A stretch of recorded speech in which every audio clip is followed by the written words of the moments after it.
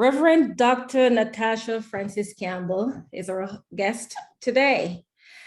Dr. Campbell is the founder and principal of Jabneh Christian Academy. And she's going to explain to us what type of school is that. It's a private school. The school is located in Jamaica. When Dr. Campbell is not being a principal, she is also a teacher. She teaches at the school. She spends her time writing books and creating videos and music. I'm sure that's pertaining to development of the school. Welcome. Thank you so very much. Thank you for having me. Very excited. So is there anything else that you'd like to add to your bio? Because it's very rich. And I'm very excited to learn more about your school, but is there anything else that you'd like to share with us that I did not ask? Okay, well, I am a pastor's wife. So yes, and I'm the mother of 2 children, an adult and a 16-year-old boy, so an adult girl and a 16-year-old boy, right, who is a different kind of learner. So you understand when I begin to explain about Jabneh, why I'm so passionate about it as well. He's a different kind of learner. He's 16 and he has completed his 2nd year in university already. He is very musical. He owns his own recording studio, has quite a number of tracks and songs on Spotify, Apple, all those musical platforms and stuff. So he does this thing. And he's also an author as well. He has a book on Amazon. He's very good at art. He likes to draw, so he's a different kind of student. So that kind of motivated my journey as well into Jabneh Christian Academy. Congratulations. So now we understand the roots of this. It's all in the family, and your son is an example of what you hope to achieve with other children, and it serves as a model, I'm sure. And it's really interesting that you have this optimistic view that you can find the same greatness, as you said, in other children. Thank you for sharing that. So this Jabneh is a very unique name. So tell us what's the meaning of it. It's not patois. So where is the origin of this name? Okay, Jabneh is a Hebrew term. It's a Hebrew word. Okay. And it means that which God builds. So Jabneh actually came about because we wanted to name whatever we're doing of our son Jakim, who was like 7 years, and we're trying for 7 years to conceive. And we had this name, Jakim, that means he whom God sets up. When we went to register the business, the name was too close to another existing business. So we had to find a name close to Jakim, which was Jabneh, that which God builds. And so Jabneh came about. Great. Wow. Well, that which God builds, that which God leads, because clearly this name really is striking. So you founded this school. Tell us when, you founded the school. What year? In the year 2006. Okay. It was founded. And so for those who are interested in, say, it is a private school, but is it also a non-profit type of private school? Okay, no, it's not a non-profit type of private school. Okay. It is private. It is also registered with the Ministry of Education. So we're registered at the Ministry of Education here in Jamaica, though we are a private institution. And we are, so all our funds and everything, they come in from the fees that we charge. Okay, great. So let's tell our viewers where Jabneh is located. It's in Jamaica, but where on the island?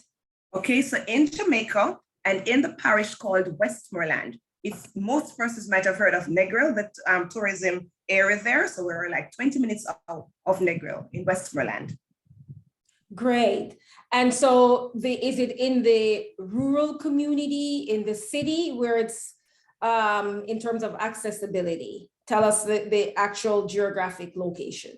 Okay, so we are like, let's say 20 minutes out of the the capital, this Savanna-la-Mar, which is the capital. So we're in Grange Hill.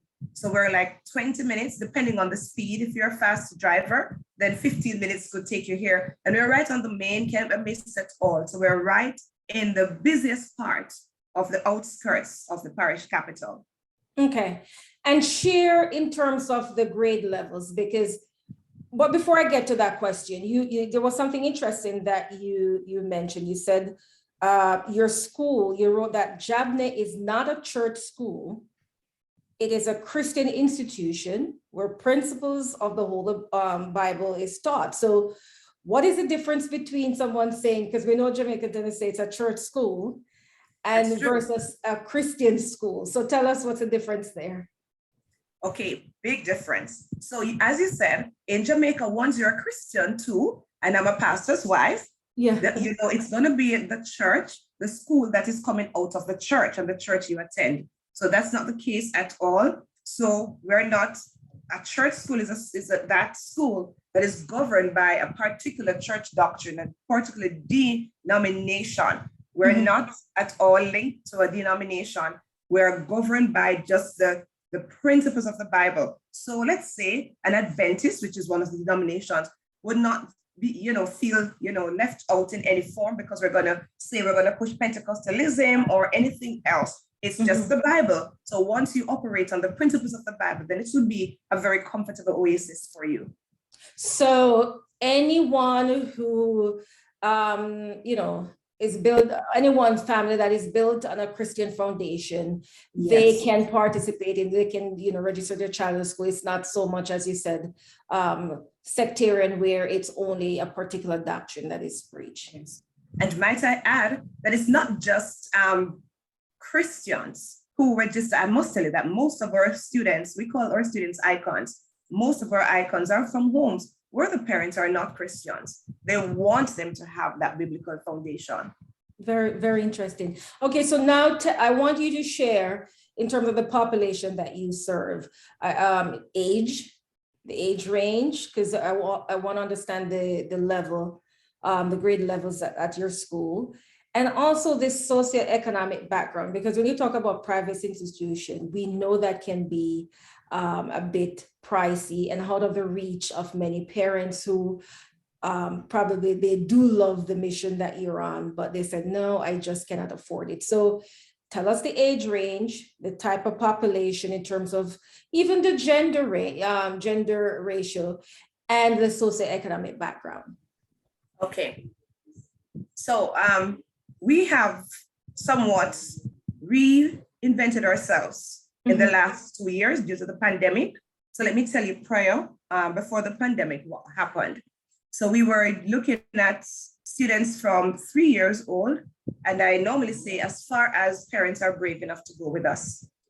So according to our national curriculum, we would stop at age 6. So that's not age 6, grade 6. So that's where most parents would go with us, from age 3 to grade 6. And then we would take on a few more students to do their secondary or whatever that blend of the academic journey will be for that particular student. Sometimes we have special needs students who would need something else. And so we may retain some of those students, like my son, who is 16 and is still at Jabneh Christian Academy doing a dual education with high school and university at the same time. Right. All right. But now that we are gone 2 years about in the pandemic, for social distancing and all of that, to ensure that we are within the risk management protocols here in our country, we have had to scale down. So now we go from taking students who are 3 years old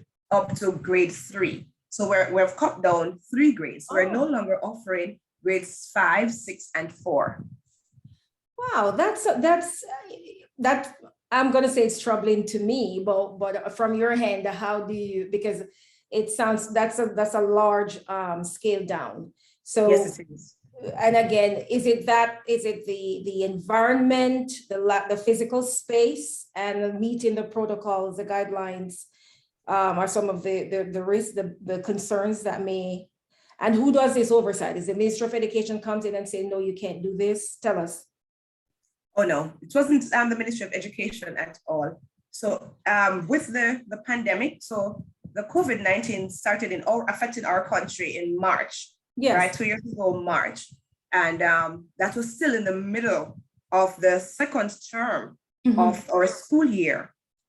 As a private institution, all our funds come in through fees. And then we're just about transitioning to online learning. And parents weren't right across Jamaica. Parents were very uncomfortable with that. Being a private institution, the conversation, the dialogue was, should we pay for private education since it's going online? Should the cost remain the same?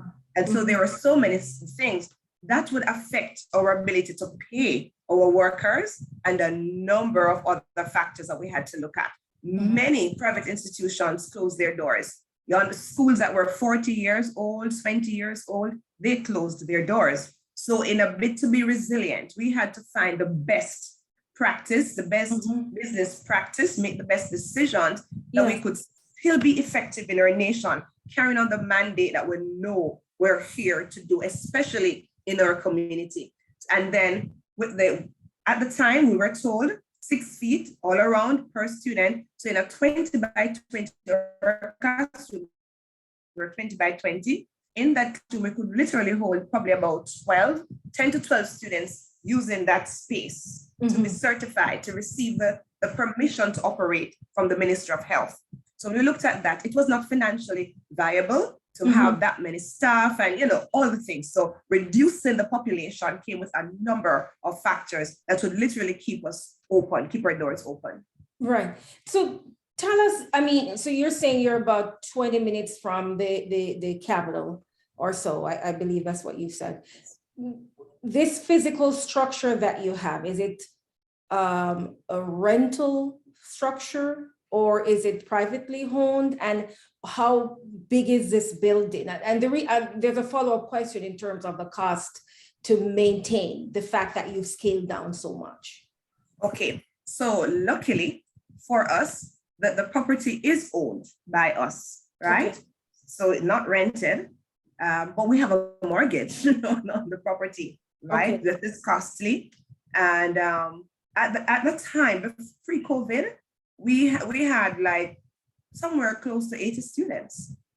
So during COVID, we were looking at, okay, we would need to have the students we needed to have based on spacing now, and to keep them safe, we needed to go down to probably 25 students to operate in the space that we're going to use, just for our early childhood education alone, to maintain our centers, to maintain an education that was on the cutting edge, one that was excellent. We still needed to maintain our centers, our playrooms, our music areas, all those things. So they factored that into place. We said, okay, so we had to use some of the classrooms for those PlayStations. We had to now take those out of the regular classroom so that we could have more interaction with the students in the room.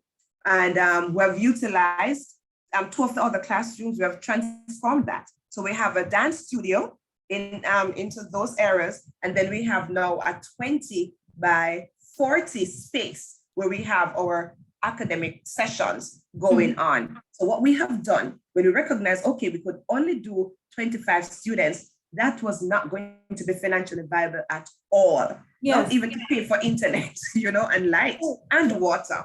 That was going to be challenging. So we said, okay, Lord, we need another plan. So what we did, we doubled up. So we did 2 shifts, a morning shift and an afternoon shift. We were able to accommodate another set. Great. Well, that sounds good, but I'm sure, not just in terms of students that you're talking, you said that you did only up to, can you remind me the grade that you had to reduce to, scale back to? Grade 3. And so you have to let go from 4 to 6. What was the transition? Because if this happened in the middle of this, somewhat in the middle of the school year, March, somewhere around there, what was the transition strategy for those students who were enrolled in your program and you were telling parents, well, we do not have the facility, Or the parents were saying, well, we have to move on because the fee should not be the same because it's now online. Where did they go? Did they end up back in the surrounding public schools? Okay, so the transition was, it was two types of transitions. I would put it down to two. It was an emotional transition, you know, because, right, throughout, so we closed literally in March, and then we were trying to see what's going to happen with education here in Jamaica until summer. September was when, you know, something really happened. But, you know, we are a family. We're a family school. That's one of our strongest point. We are a family school. So like we call aunties and uncles. Those are the terms we use, not miss and sir. Nobody knows me as Dr. Natasha. Everybody knows me as Auntie Nats, you know?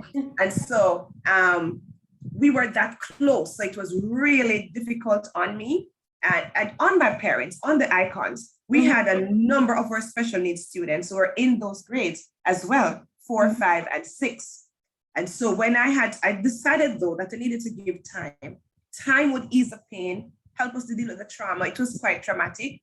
And so with time, I informed my parents that we were scaling down. Oh my God, it wasn't well received at all. Nobody could understand the reason I was just at fault. It was not okay. You understand? So what I did to ease the pressure, I also went ahead to I found out where the parents wanted the students to transition to, and I worked along with the parents to get them into other prep schools. I liaised on with other principals of other private schools, and we worked the transition. I prepared letters and whatever was needed. If I had to go physically, whatever was needed, we're going to make that transition. So it worked out well in the end. But however, because you talk about the uniqueness and the exceptional approach to teaching and learning, were there any concerns about the level of readiness for your students relative to the classroom settings and their peer group that they're going into, in terms of, you know, I'm thinking that there may be some advanced skills there relative to the group that they're in. Any concerns there? Sure, for sure. It was a blessing. Those children going out, regardless of where they were functioning, whilst they were with me, when they went out there, it was such a blessing for them, and it placed them in many cases on top of their classes. So our program, our natural program, is about 1.5 to 2 years more advanced than the regular program here in Jamaica. So let's say, and also maybe we'll talk about that later on, how we group our children. So we're not really looking at grade levels, we look at groups. So we group them, and we group them according to their developmental readiness, not their age. And That's so, interesting. Right. So a student may be functioning on this particular area, but when should they leave here? And I normally teach with that in mind, that it's not everlasting. Any kind of trauma, any kind of difficulty can arise. When a student leaves Jabneh and is placed anywhere, they should have an advantage. And so when they went, even those students who are special and on the special program, they went out there and they were like, Auntie, I'm first in my class. You know, we're still in touch. I get follow-up with their reports or their function. I get videos and stuff like that, and they are doing pretty well. They're doing well. Okay.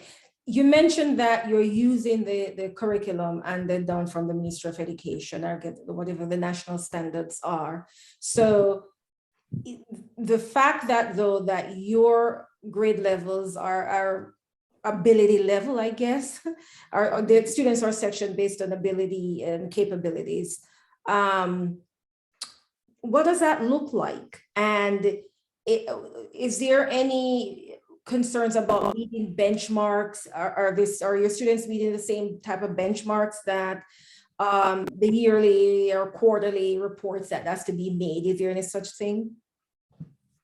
All right, so what we have done, we have found a way to convince our clients or parents, to really understand your own child.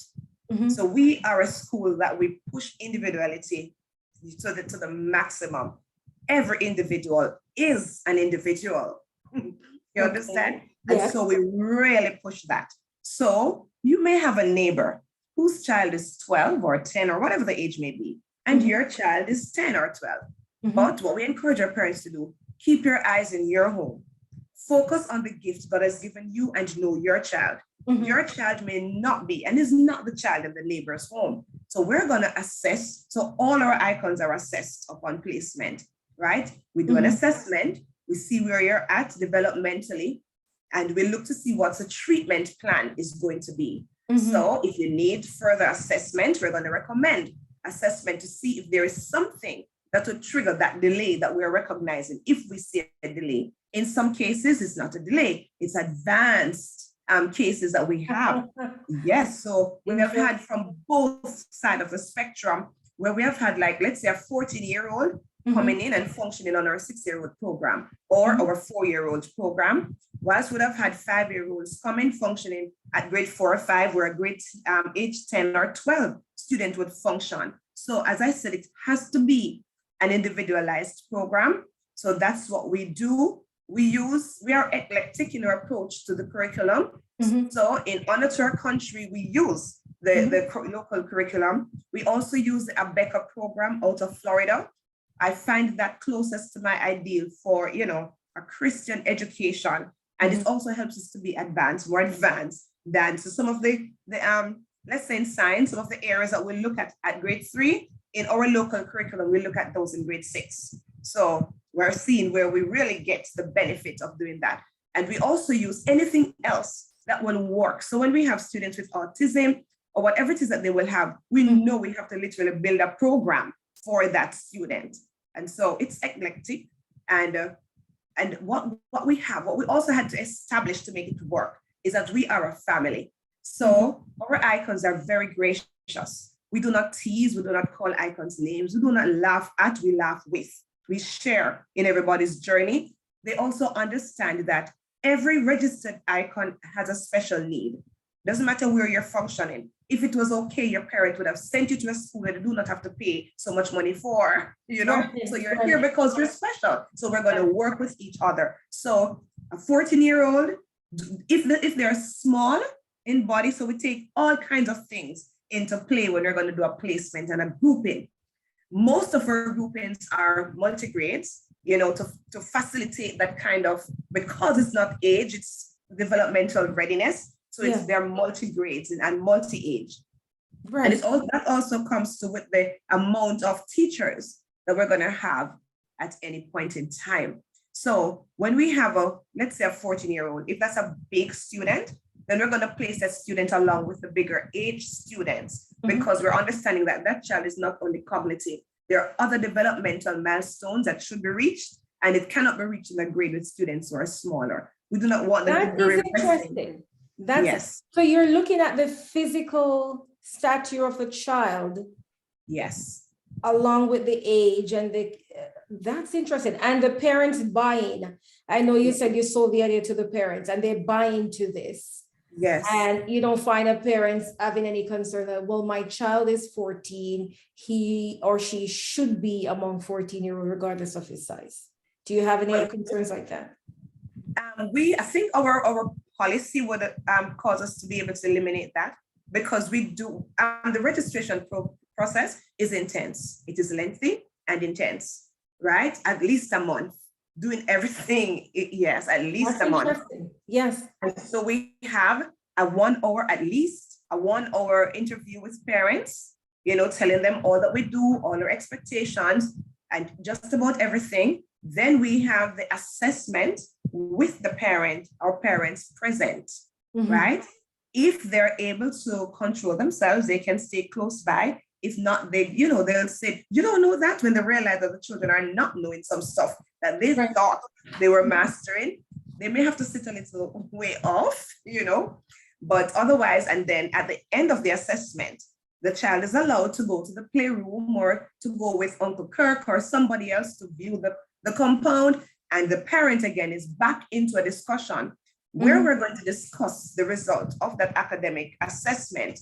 We're going to also help the parents to understand what is the developmental expectation of the child, where the child should be. This is in an event the child is functioning below par, and where the child is functioning, So we're doing all of that. That takes probably another hour or so. And we look at what it is you want.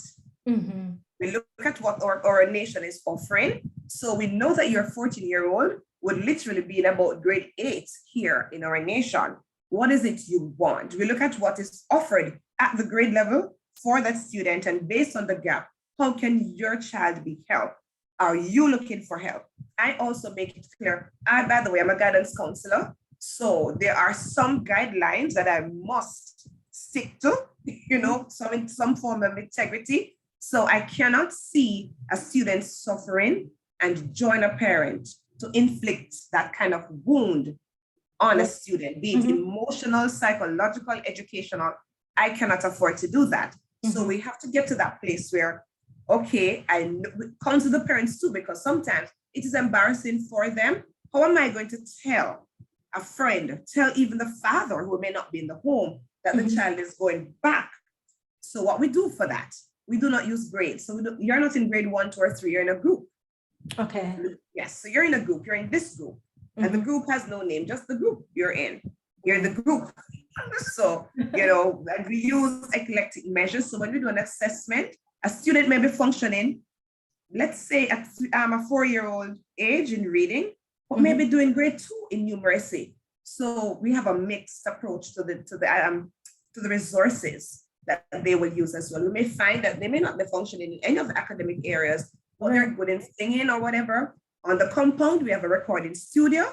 So if it is singing, we're going to sing, we're going to learn the words. We have to learn to read, to write the lyrics. We need to learn to count, to understand the beats and the bars and whatever it takes. So let's go back. And so I was asking about the impact in terms of COVID as well. So the fact that you have to scale back at such drastic measures impact students, impact the parents. What about your facilitators or teachers that you, because I'm thinking, what's the number of teachers that are enrolled in your school? Because of the way that if you individualize the education plan, then I'm thinking you'd have a lot of teachers, I'm thinking, or maybe one teacher teaching multiple sections. I want to know how many, and I also want to know the impact, the fact that I'm sure they have to move on as well, correct? Okay. So pre-COVID, we had about 6 to 8 staff members. I'm included in that. Now that we're in the pandemic, we scaled down with that too drastically. So right now it's 3 of us. Oh, wow. So, and we do both, yes, and we do both the shifts. So we go from 8:30 until 12, and we break, we take an hour break, and we go again from 1 p.m. until 5 p.m. That is, I call them free skilled laborers. It's a lot of work. It's a lot of work, but to keep the costing within the reach of the community, then we couldn't raise the fees much more. We're in a pandemic, for crying out loud. Right. And so we had to just do something to stay afloat, to be able to offer what we offer. So I'm going to go back to the question as well. You mentioned your population and the age range and how they're divided in groups, distance and so on. So share the socioeconomic background of the students that come in. I mean, not to violate anyone's privacy, but just tell us. You mentioned parents. So are there a lot of single moms trying to get their kids into these schools, or couples, married couples who are, doing their best to get their kids the best education, middle class, poor working class, a mom who probably, consider herself juggling multiple jobs? Tell us the background here. We have them all. Okay. All that you have mentioned. We have them all. We have single parents, and we're normally familiar. When we hear a single parent, we think about just single mom, but we have it even where the single parent is a father. So we have it all. We have children living with grandparents, children living in not legally foster homes, but all. We have all types of families, all types of schools. Yes, we have persons who probably have no means of paying for the education at all. We do have those as well. but they want something different. We see that they must have something different. And because we're in the business of strengthening our nation and reversing what happens, especially in the community where the school is based, right? So we are in one, if maybe if we're in Kingston, they would probably consider a community in a city. So, you know, we're not there. So it's a different kind of, but we have the same situation. We have the crime. We have the illiteracy rate, that is so very high. We have persons who, if the name of the community is given on your application, you may not get the job, you know, so we have those those kinds of things where we're based. And so we're here and we're like, okay, we have to get everybody reading. We have to change the story of this community. Yes. So we want to have, and we understand what it is like being in a community like that everything is here. So we cannot afford to be doing business and the community members cannot access. They know that the program is good and they want to access. So what we've done outside of those, we're able to come in full time. We have had like reading programs for students who are not able to attend full time, and that is free. We have reading classes for the parents too, so they can help their children when we can't help them. Yes. We try to have everything. And then those students who cannot pay, and we believe that they need to be here to rescue them from whatever malady we see coming ahead, we will take some of those too. We say they're on scholarship, you know, the nice term, but we don't have anybody paying for them. We have to absorb, you know, the cost of their education. Yes. And so in terms of, do you do fundraising then to subsidize some of this scholarship that you mentioned? How do you get other funding? Because if you're only relying on tuition, where parents are struggling, especially now, you mentioned, well, like, you know, you've scaled back, you can't even think about reducing, increasing fees. You have to let go some of your staff. How do you plan to stay afloat, especially for those who remain and probably will be struggling for next year tuition? Tell us about your scholarship or any kind of government grants or private grants, whatever it is, or donation. What do you do to stay afloat financially? Okay, government grant? No. I know, sounds good. You know, but what we have done before COVID, we had a mission out of the United States, who a church, yes, the Lutherans, and they would come yearly and they really poured into this. They love the concept. They love our icons. They love the families. And they have really come to pour into us so that we can also pour out to the community. And so what they did for us was amazing. All the classrooms that we have had, all the buildings used for school, they built them. So that was a blessing. Yes. So whilst we were working on paying the mortgage for the property, whatever, they were building these buildings, right? And they would also take things, resources, be it books or pencils or whatever we needed. They would ask yearly, send us a list of the things you need, you know, and like a globe and those things that we know that we're going to be needing. Yes. Whiteboard markers, whatever it is, you know, so they would help us. So since COVID, you know, that has not happened since COVID. So what have we been doing? We're still benefiting from the buildings that they have built, praise God, you know, so that has been a blessing. What are we doing?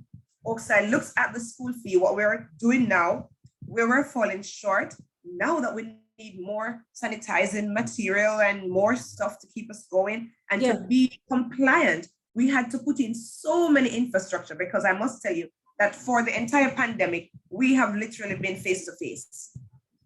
So we have been doing, yes, when all the other schools are closed, we have been going face to face. So I'm going to say congratulations again, but I'm sure it's so much hard work that you've put in.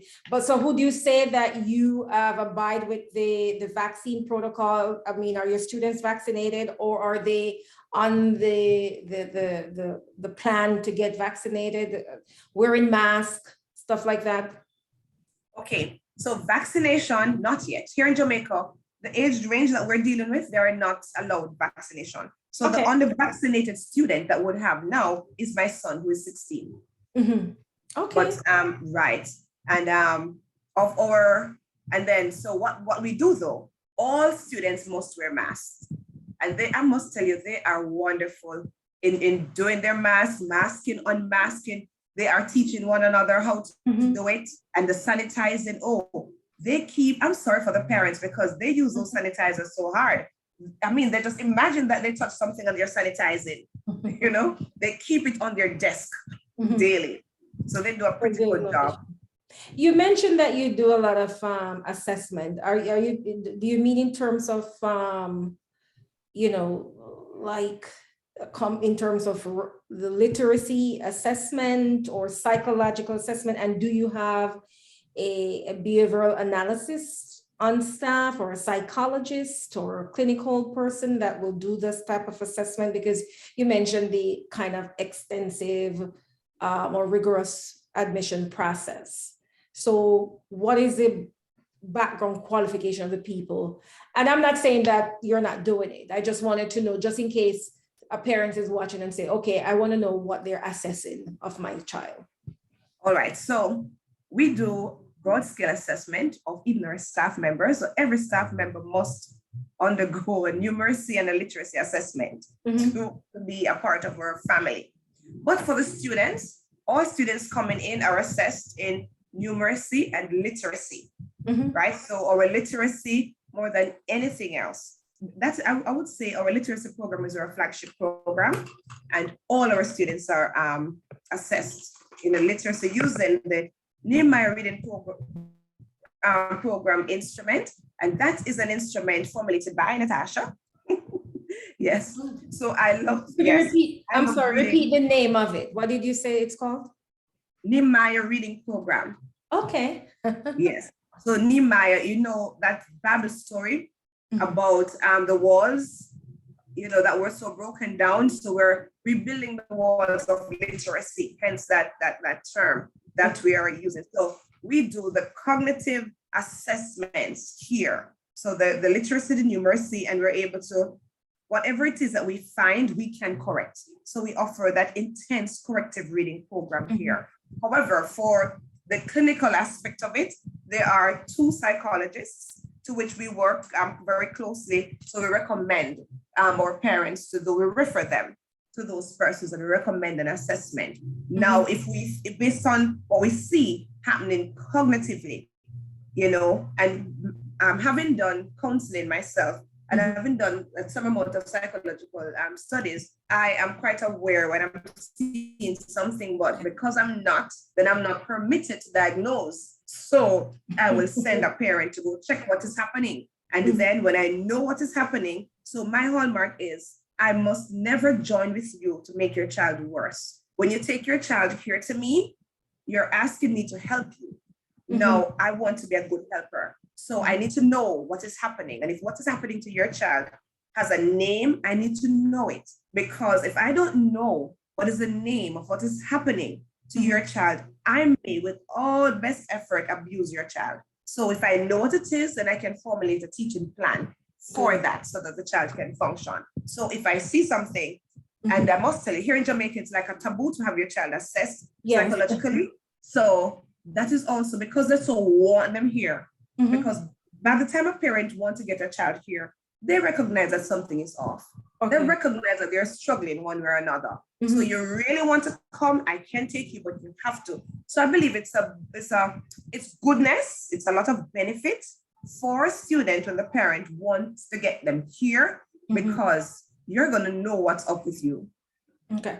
So you mentioned special needs, and is it special needs in the context of able-bodied, disabled body, someone having some form of disability, whether intellectual disability, developmental disability, or special needs in terms of, this child have some exceptional gifted ability and they're being held back based on the environment that they're in. Tell us the differentiation there when you use that context of special, the special need context. Okay. So special needs, whilst we have had both cases, So we have had at least a case of an icon with cerebral palsy. Okay. We have had that kind of, and we have had to outfit our environment to prepare for those students as well to be certified. And so what we are having now, more than anything else, are the cognitive areas, be it exceptional skills or the lack thereof. So those are the needs that we have.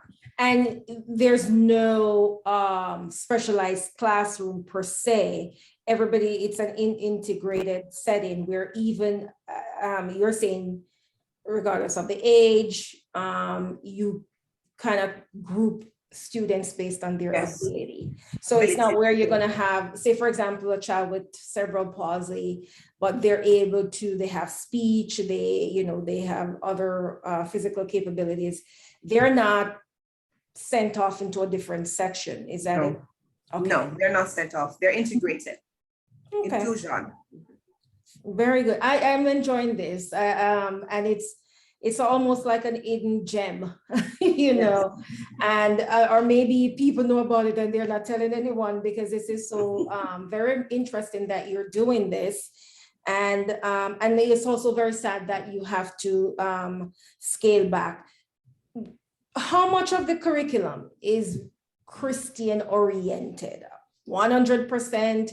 Or do you have classes centered around the Bible or religious, specific religious teachings pertaining specific to the Bible? That is, because I know you said it's non-denominational. So tell us how the Christian model kind of seeps into the curriculum.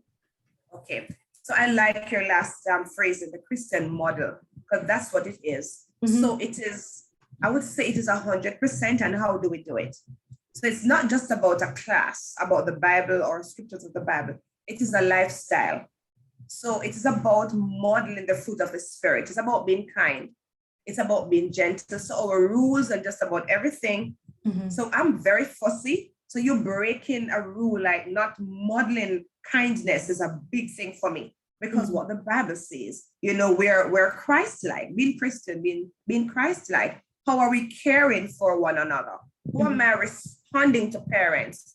How do I respond to students? How I respond to my emails? How I respond in an ad? You know, when I go out there to advertise, what do I say? Do I try to put myself on top and put somebody else below? You know, that's not Christian. The Bible says, honor the other above yourself. So it's the life, it's a modeling of the lifestyle. So whilst we have devotion every day, we pray every day, we read the scriptures, we have Bible stories. In our mass, it will come up.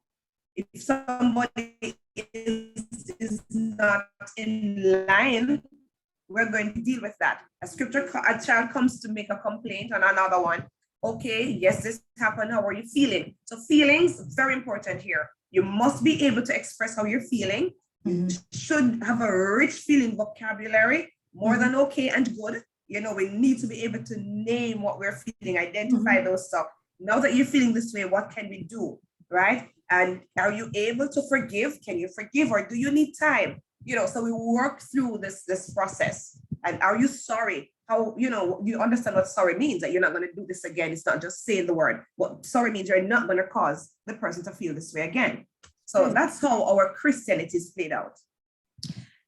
That, you know, I do like that, because that's actually one of the most perplexing part about public education is that it doesn't really delve into the identity of the students and exploring their emotions, and, you know, kind of giving them depth and to explore their feelings about why do they feel the way they do, because it makes a difference in how they're going to learn.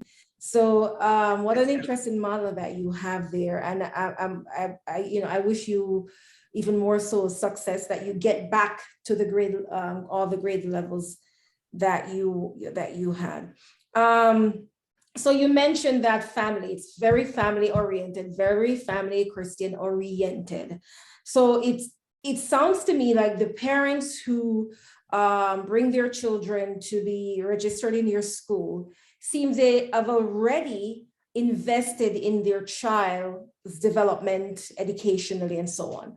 Or do you find that they do have the zest in the beginning and then it fades out and you have to kind of push them along? How do you get parents to continuously engage in their child's learning? Okay, both. I have both of the scenarios that you've just mentioned. Mhm. You have those who are there and they're like scaffolding and they're there and they're there. Right. You have those who said, okay, thank God that I found a school. Thank God. I love the principal. I love everything. And okay, Auntie Natasha, take them. And they're gone, you know, Right. so they'll send them, but that's it. They can become disconnected, but not for very long, because one of the things I'll tell them, when you register your child here, you have registered your entire family and you have opened up your business to me. So I am in the family. Mhm. So we have a very open policy in terms of text messages and WhatsApp and email. So I'm going to get in your face. I'm going to call you up. I'm going to be messaging you. You're not going to get away. So like what we offer, we have 100%, but the school takes 50% responsibility for educating your child. And the other 50% is on the parent and the student, how you are going to, divide that 50%. So like for a 3-year-old, would expect that 3-year-old to have 1%, and the parents would have the 49. And as the child grows older, then by the time they get to exam age, they should have 45% of the parents just fine. Now just providing and supporting, and they're doing the rest. Yes. So we try to encourage that, and we insist on the parents being there, parenting. I am very strong on parenting. Mhm. You must parent. Every child deserves to be parented and to be parented properly. So I am very, very big on that. You're not going to get by me at all. So when the parents come, I'm like, yes, God, one more to conform. So you mentioned that you also have some type of parenting workshop where you teach some type of lessons. Is it volunteer staffed, or is it a continuation of the day where parents may have to pay a fee to be in the program? Or this is just part of the tuition based, we're getting parents involved and engaged and you're showing them how to? Okay, so we do have both. So we have those settings where it's not just the parents are members of the school, but parents are members of the community, because we do not leave out the community. If they don't feel a sense of ownership that they're a part of the system, then vandalism and all kinds of stuff, and you don't want that at all. You want them to own it and to know that it works. So we'll do sessions that is free. We also will offer sessions that parents may pay for advanced training. Maybe you need to step up in phonics as well, so you can help. We do that. We also have session that will come just because you are a parent here. So we call them parents conferences. So we do have like 3 of those yearly. And what our parent conferences are, it's everything. We're dealing with your emotional state as a parent. We're helping you to parent. We're helping you to become as an adult, because we know that many adults started adulting and stopped growing. They don't know who they are. Yes. So we want to do all of that all in the same time. And we also want to teach. So what we're going to be doing for the term, this is where we're going. This is how we're going to need you to help your child. So we have to help parents to know how to help, because some of them are really wanting to help, but they do not know how to help. And we cannot, if I get a damaged icon, it's going to be difficult for me in the learning process. So we have all manner of stuff. We also maintain a monthly parents prayer meeting. We'll come together at the end of each month and we pray. We know the issues that are affecting the families. We know the issues affecting the home, especially during this time of COVID. We just need somebody. The children get a chance to come out and can still hug and touch and see Auntie Nats, for the parents, you have to stay far off. So, we still have to do stuff to make us function as a community. I like the community involvement. As you mentioned, it's part of that building. And that's also how your school will grow, because you never know, there's going to be more children within the community, and I'm sure word of mouth get your school across and tell. So You said you're using the national curriculum. Are these students, when it was wholesome, when you have those grade 6 levels, were they able to take the common entrance examination? Oh, yes. Well, where we were at before COVID, it was GSAT. That's the same grade Okay, 6 that's the level name. for Okay. common entrance. Mhm. But now it has a new name now. It's PEP. Okay. Yes, so we have a new So we go name. from PEP. CXC to GSAT to PEP. But CXC is for the secondary level. For the primary level, it Oh, was common CXC, I'm entrance. sorry. Yes. Right. Forgive me. That's Right. okay. So so Common entrance, then GSAT, then now we're doing PEP, the primary exit profile. So Okay. PEP. So yes, we were doing PEP and we did very well at placing our students in the, well, for me, I understand education that all schools, all high schools are using the same curriculum. But for parents, some schools they consider to be better than some. For me, placement in high school, that's another story too, because I believe that students should be placed in high schools that can help them. So if you're coming from my school and I know that you're still going to need a literacy program, I would beg the parents to please send them to that particular high school because they have a reading lab. This high school that you so want them to go, because maybe your neighbor's child will go there, does not have a reading lab. That means they expect them to come there reading at 100%. So, you know, that's another level of counseling that happens to place our students. If I see that you're excellent on the legs, then maybe we could have a Shelley and Fraser, or when you say bold. So I'm going to tell the parent, find a school with a good track program and place them into that one. Don't just look at the cognitive level all the time. Look at what is your child's strength. Good. I like that. So the individualized plan really is just focus on the students, the student themselves. So making them even improve. You mentioned that your son at 16, 17 is actually enrolled in dual program. He's at your school and he's taking classes at the university level. And it's one success so far, but are there more? And again, we're going to go back to the fact that you've scaled back. So if, say, for example, parents decide, say, you know what, I still want my child to, you work with my child within, say, the age group of 16 to get them into that dual program. What does that look like in getting them there? Is it the university level, associate degree? What exactly is happening there in that area? Wow. Okay, so it is, like I said, when parents are interviewed, we talk about this, and it's how brave you are to go, or far you're willing to go based on how brave you are, because it is going to be different. It is not the regular journey. So we know, get them out of primary school into the secondary level, and then they go through. We're talking about finding that students' real individuality and where they're bent, where they're going. So for my son, I realized that he was very musical from birth. So like his first toy was a musical instrument, I know everything else thereafter, every birthday, it was something musical. So when I looked out there and I'm like, okay, what school is it that offers that amount of music for primary school and high school? There was none. So I realized I was going to transform my son into somebody else. If I sent him straight into doing all the other stuff, he would have probably gotten maybe 2 sessions or 3 sessions per week of music. But for the rest of the time, everything else and music, he was music. So I needed to do a program that would make him be music, and not when he's 18 to be just going to learn music at university. So if I find parents who understand that, and they would want to go through what it takes, because it is hard. It's not a big population of parents we have doing that. So it depends. And sometimes parents start and they cut off at a point. So like we had a 10-year-old who, when he did the GSAT, it was just 10. Most students going out at 12, going to high school, he was 10. So his parents, they decided to, you know what, let him stay with you for another 2 years. So I'm like, okay, what I'm going to do with this boy now, because he too he was on the other side of the spectrum, was very good academically.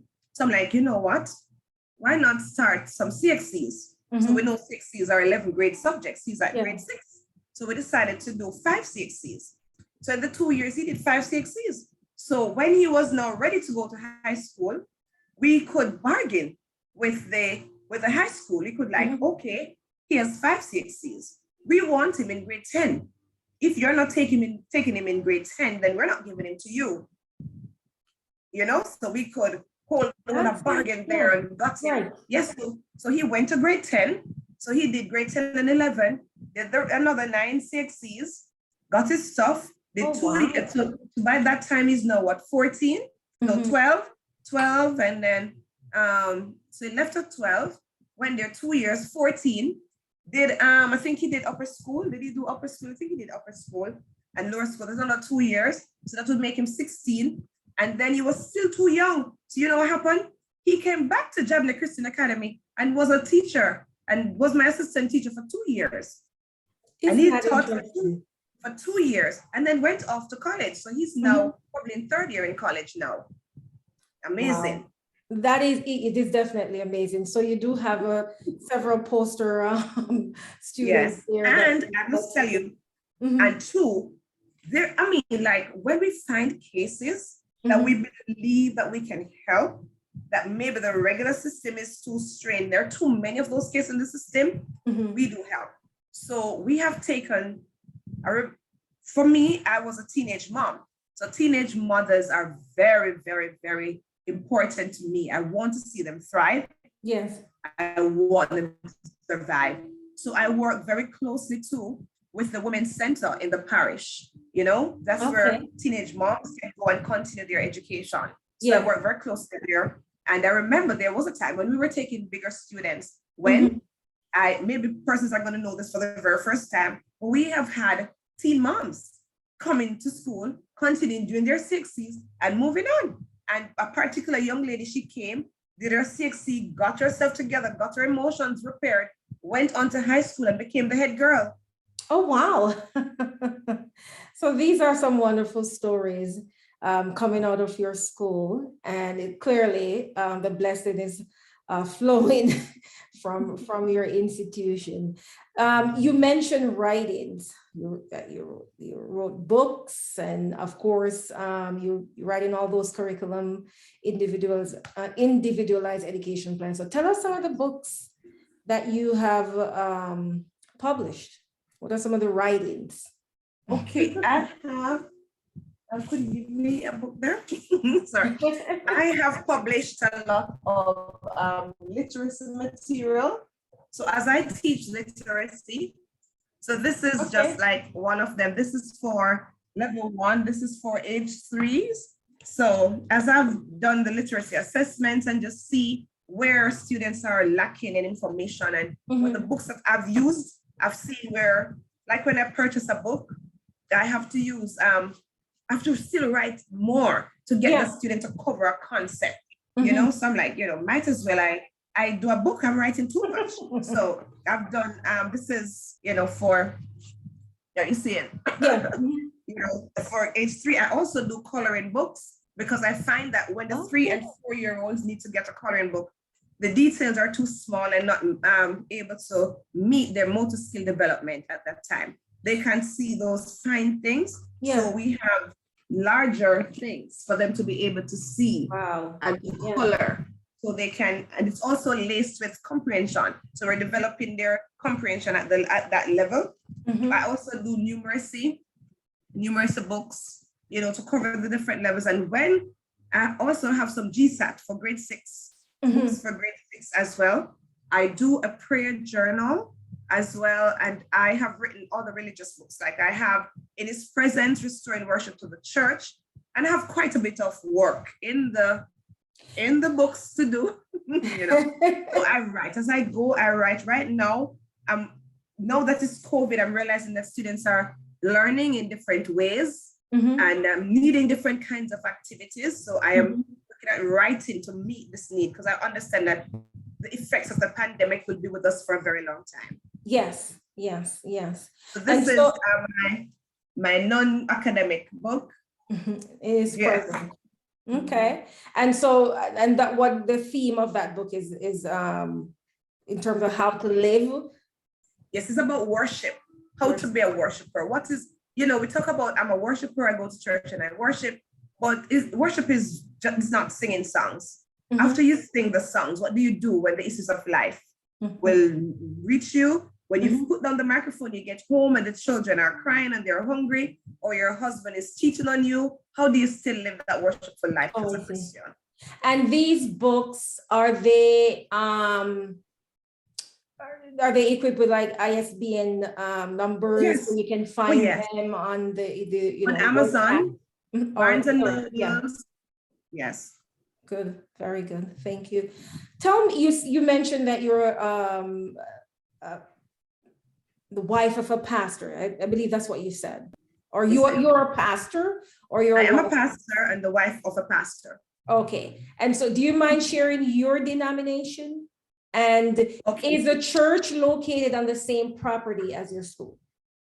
Okay. So we are what we call non-denominational. We are more referred to as the charismatics, right? So the name of my church is the Maranatha Ministries International. Okay. Our headquarters is in Kingston in Waterhouse. Have you ever heard of Waterhouse? I've heard of Waterhouse. Yes, so that's where our headquarters is located. And we have branches in different parishes. This is the Westmoreland branch. And fortunately, it is on the compound too, where the school is located.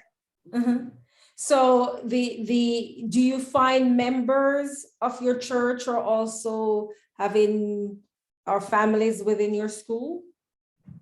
Yes. Similar. Very interesting. What for Maranatha members, can you identify a similarity in terms of, say, Adventist or Pentecostal? Is there anything different or similar based on those other denominations? Okay, so we are, let me put it, all right, let me see. Have you, we are not Pentecostals, but maybe we could, so like you see my hair. Okay. So definitely, right, and you see my lipstick and you see my earring. So that removed the Pentecostal label from us. Okay. And we wear the pants and we clap our hands and we sing our songs and we pray and we believe in the Holy Ghost and we believe in miracles. We believe in prayer, Yeah, that's just where we're at. Just that. And the baptism. Yes. The baptism with water. Yes, we believe in that too. Okay. Yes. I am so enjoying this conversation. We're almost at the very end here.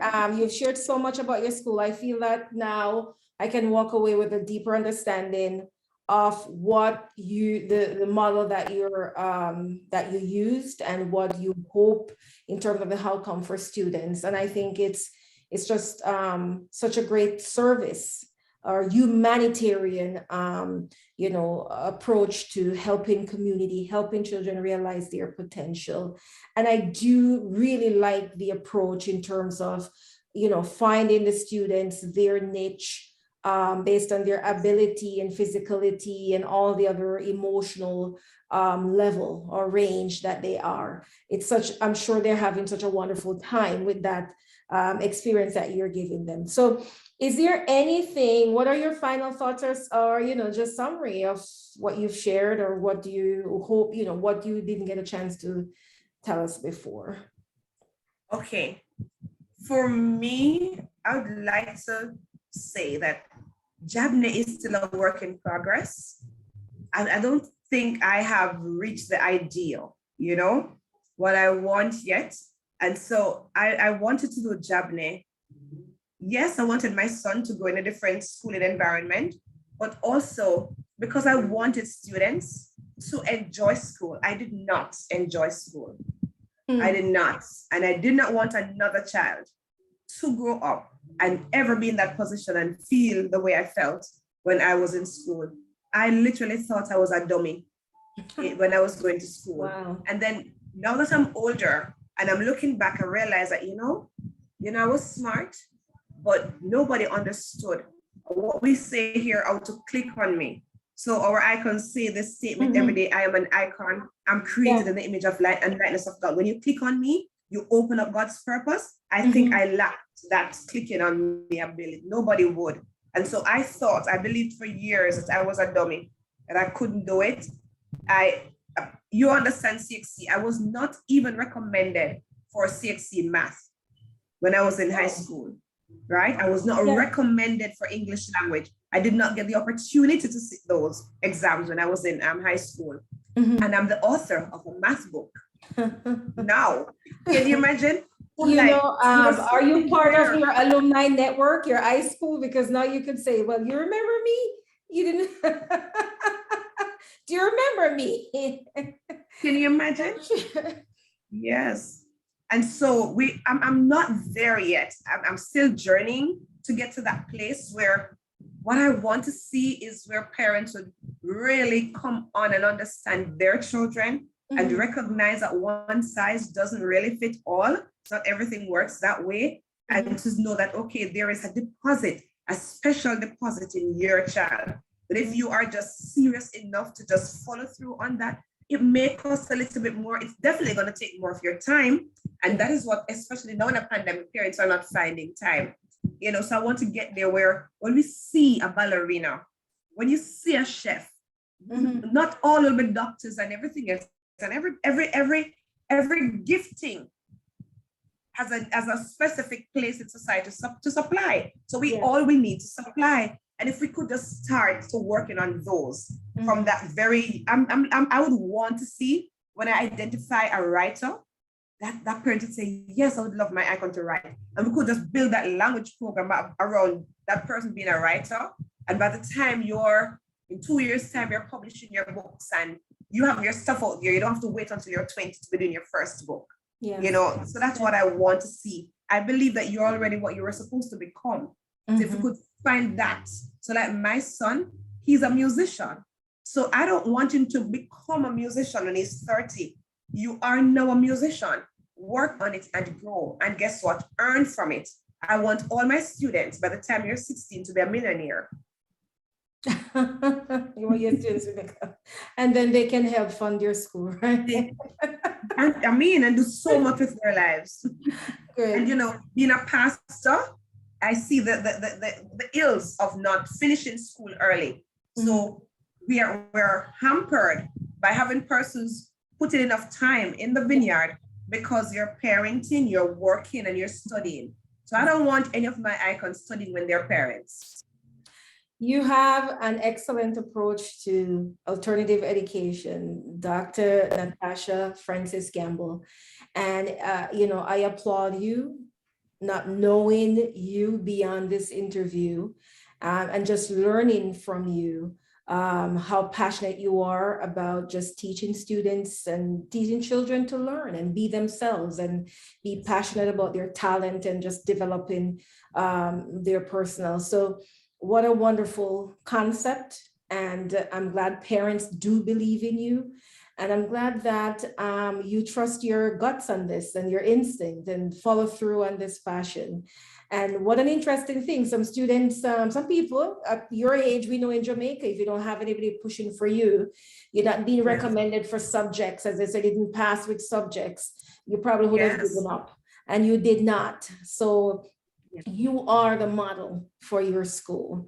And then your kids are following in your footsteps. And I appreciate you sharing with Stay in School. And I'm sure parents, once they watch this video, they're gonna love it and find ways to support you and just to further. And so thank you so much for sharing. You're most welcome. Thank you so much for having me. Definitely.